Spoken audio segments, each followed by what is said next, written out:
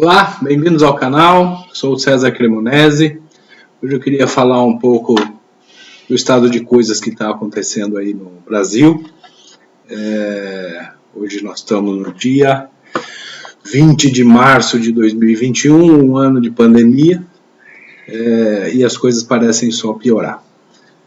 Eu queria trazer hoje aqui uma questão que eu acho que é uma das mais graves do que está acontecendo hoje, que é a questão das narrativas. Eu acho que a gente precisa ter a perspicácia de identificar o que são as narrativas, entender o que elas querem dizer e, na verdade, a gente procurar qual é a realidade por trás delas. O que é uma narrativa?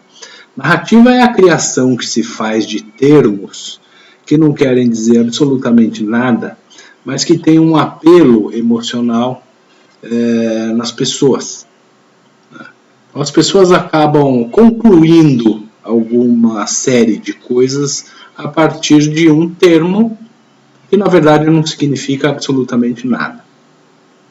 Vamos dar um exemplo de narrativa aqui, é você chamar uma pessoa de negacionista. O que é um negacionista? Bom, a palavra já inspira a sensação de que é uma pessoa que deve ter algum problema, né? Está sendo muito utilizada no sentido do negacionismo da ciência, que é outra narrativa. E no fundo, o que é um negacionismo? Né? Eu sou um negacionista do aborto, por exemplo, mas eu não sou negacionista da física. Então, quando a pessoa chama alguém de negacionista, ela está querendo dizer o quê? Ela não está querendo dizer nada. Ela está querendo que você conclua alguma coisa que ela quer. Uma outra grande narrativa que está acontecendo nesse momento, começou já há algumas semanas, que eu acho que é extremamente mentirosa e danosa, é a narrativa do colapso do sistema de saúde. Então, está havendo, pelas informações que a gente tem, uma grande ocupação dos leitos de UTI, principalmente, nos casos aí do vírus, e você vai notar em todas as informações que você vê na imprensa que a narrativa que se faz é 90% de ocupação, 95% de ocupação, 100% de ocupação. Eu já vi informações até de tal cidade está com mais de 100% de ocupação. Quer dizer, como que pode ter mais de 100% de ocupação? Né? Tem 100 leitos e tem 200 pessoas, é isso que quer dizer? Então, por aí você conclui que é uma mentira. E toda vez que se fala em 90% de ocupação, não se fala 90% de quanto? Então, 90% de 100 leitos significam 90 pessoas. 90% de 10 leitos são 9 pessoas. Né? E aí eu tive aqui a ideia, me consumiu um bom tempo de fazer um estudo, que eu quero mostrar rapidamente aqui para vocês, sobre essa questão do número de leitos disponíveis, para a gente entender o que quer dizer essa ocupação. Eu vou mostrar aqui na tela. Esse é um artigo que eu escrevi no blog da Porfírio. Queria que vocês conhecessem ali o blog, me seguir aí nas redes, no Twitter principalmente. Eu não estou usando o Facebook ainda. E aqui eu faço uma explanação aí esse artigo. João Dória reduz 36% dos leitos e joga São Paulo no caos. O que acontece aqui? Dá uma olhada nesse gráfico, que ele mostra o seguinte. Você tem aqui uma primeira curva que aconteceu no ano passado, e uma disponibilidade de leitos que passou de 3.500, mais ou menos, para 7.000 nessa época. E hoje nós estamos na segunda onda, que é essa aqui, com um número de leitos que é de mais ou menos 4.000 leitos. De onde vêm esses dados da primeira e da segunda onda? Diretamente do site do Ministério da Saúde. Então, nós podemos até questionar se esses números são corretos, aquela história do morreu com Covid, morreu de Covid.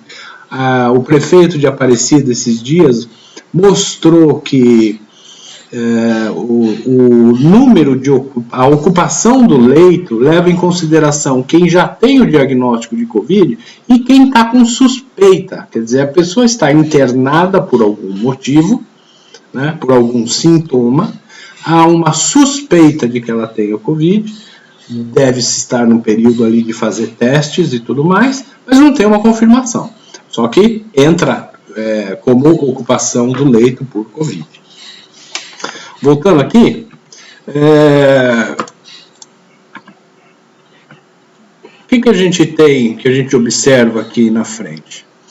Tivemos a primeira, a segunda onda e os números de casos do Ministério da Saúde são muito transparentes.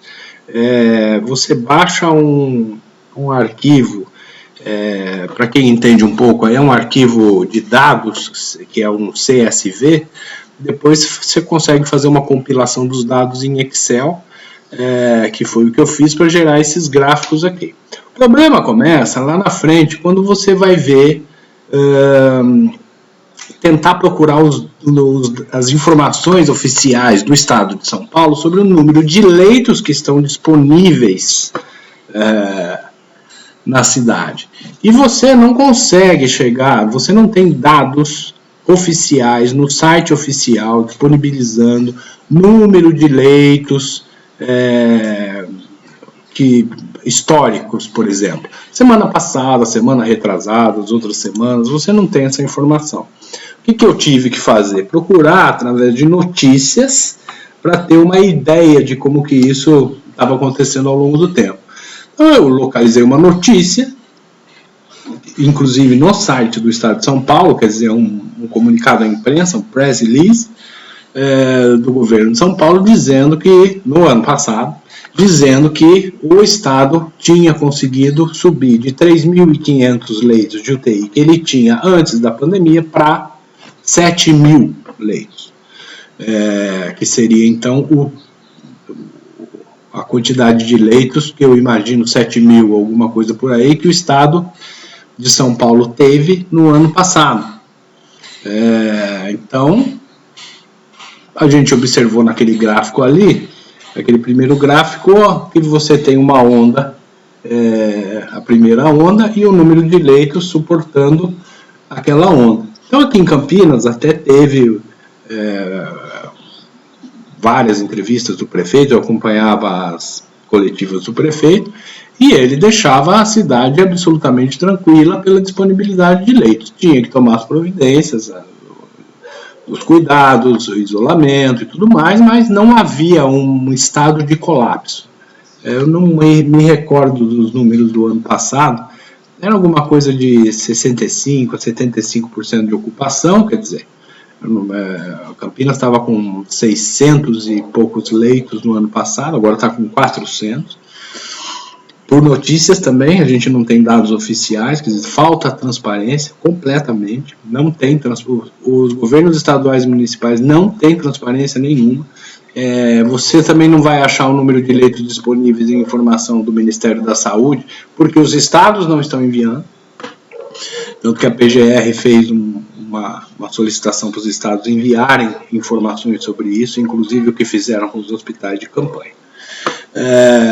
E aí você tem, para entender o que aconteceu nesse ano, para ter acontecido o colapso, você não tem a informação do número de leitos que estão disponíveis hoje. Hoje, você não sabe. Aqui seriam os leitos da segunda onda. O que a gente conseguiu, né? Eu consegui no site, aí sim, dados oficiais do site do governo do Estado de São Paulo, as informações do número de pessoas internadas em enfermaria e o número de pessoas internadas em UTI. Então, São Paulo, nesse dia, eu acho que faz uns 3 dias que eu fiz isso, ele estava com 4.044 pessoas internadas. Essa ocupação de 90% é a informação que a gente ouve na grande mídia. não existe um dado oficial sobre isso. Então, a gente consegue ter um total de leitos presumido, ou seja, o Estado de São Paulo presume-se que tem 4.493 leitos, porque se eles estiverem com 90% de ocupação, resulta nesses 4.000 pacientes de UTI que o Estado informa. De qualquer forma, o que a gente vê aqui é que o Estado de São Paulo teve uma disponibilidade de 3.500 leitos antes da pandemia, que provavelmente sustentava mesmo os casos normais de doenças e tudo mais, passou a ter 7.000 durante a pandemia na primeira onda. Esses 7.000 foram razoavelmente suficientes para não se entrar num colapso da saúde, e hoje nós estamos com 4.200. Você note que o tamanho da curva não é maior do que a primeira. Na verdade, o pico aqui que tivemos em algumas semanas atrás foi 4% maior. Só que a gente teve 36% de redução no número de leitos. Então aqui a gente tem que desfazer essa narrativa. O que está acontecendo hoje? Vamos falar agora o que se conclui desses dados. Que o colapso que está acontecendo agora não é porque há um aumento muito grande do número de casos. É porque não há leitos disponíveis agora, como havia no ano passado. Então, é um caso de gestão dos leitos, muito mais do que prevenção de doenças. Por que está acontecendo essa segunda onda? Pode haver, isso é uma especulação minha, pode haver uma sazonalidade no comportamento desse vírus, quer dizer, ele vai aparecer mais ou menos nessa época do mês com uma transmissibilidade maior. Os próprios lockdowns, o que você faz com as restrições, os isolamentos na primeira curva, muitas pessoas que não pegaram lá naquela época começaram a pegar agora. Você entende que o vírus ele se espalha pela população de maneira que todo mundo pega, como era um resfriado, como era a gripe. Ele é um vírus de natureza gripal, mas que tem efeitos muito mais graves no corpo, principalmente nas pessoas que têm alguma outra doença, têm alguma fragilidade, ou as pessoas mais idosas também, que têm um problema maior de reação imunológica para conter o vírus. Então, vamos desfazer essa narrativa. Todo mundo fala, nossa, mas está explodindo o número de casos. Não está explodindo o número de casos. Não mais do que o ano passado, né? Está muito parecido com o ano passado. O que realmente aconteceu é que o governo, eu acho que isso no Brasil inteiro, mas aqui no estado de São Paulo, reduziu o número de leitos exatamente para causar o caos. Isso é intencional, tá? As notícias aí de setembro do ano passado, o governo de São Paulo fechou em setembro o último hospital de campanha no estado. Em setembro, tivemos as eleições em novembro, e imediatamente após as eleições, o estado de São Paulo entrou na fase amarela, entrou na fase vermelha na época do Natal, quando o seu João Dória foi parar lá em Miami, e a gente segue agora nesse inferno total de lockdown, porque não houve uma boa gestão. Eu não sei o que esse centro de contingência, que ele gosta de falar, que tem 15 especialistas que se baseiam em ciência, como que esses caras em setembro avalizam o fechamento de um hospital de campanha, sendo que 2 meses depois o caos se instala. 2 meses. Nós não estamos falando que, olha, passou 3 anos, a gente não imaginava que ia acontecer. Não, você tem 15 especialistas que se baseiam na tal ciência que eles tanto falam, que avalizaram a redução proposital, intencional, sabida do número de leitos. O que está acontecendo no estado de São Paulo, eu falo por aqui porque é o que eu acompanho mais perto, é um crime. O governador é um criminoso. Quem não o controla está sendo cúmplice desse crime, e aí eu coloco a Assembleia Legislativa de São Paulo no meio, e quem não o fiscaliza também, que é o caso do Ministério Público do Estado de São Paulo. Então essa eu acho que é a situação que está acontecendo hoje em São Paulo. A imprensa, a grande mídia realmente está fazendo uma narrativa que é para gerar pânico na população. Os lockdowns começaram a ficar muito mais excessivos do que o ano passado. Estamos num regime de exceção na prática. Então não adianta dizer que mas ninguém assinou estado de sítio, ninguém. Qual é a prática? A prática é se você puser o nariz para fora às 8 horas da noite aqui em Campinas, a polícia te para. Então isso é um estado de um toque de recolher. É um toque de recolher que não pode ser decretado por um governador nem por um prefeito. Há muitas outras narrativas circulando aí e com o tempo a gente vai esmiuçando lá. Entra no meu site, no porfirio.com, é um portal que eu coloquei justamente para eu poder escrever alguns artigos, as coisas que eu penso. A gente está aprendendo enquanto faz. Eu também não sou dono da verdade em coisa nenhuma. Deixa os seus comentários aí nesse vídeo, por favor. Também acompanhem, se possível, no Rumble. Eu vou deixar um link. Eu já tive vídeo derrubado aqui no YouTube, num canal com dois inscritos no canal. O YouTube derrubou meu vídeo.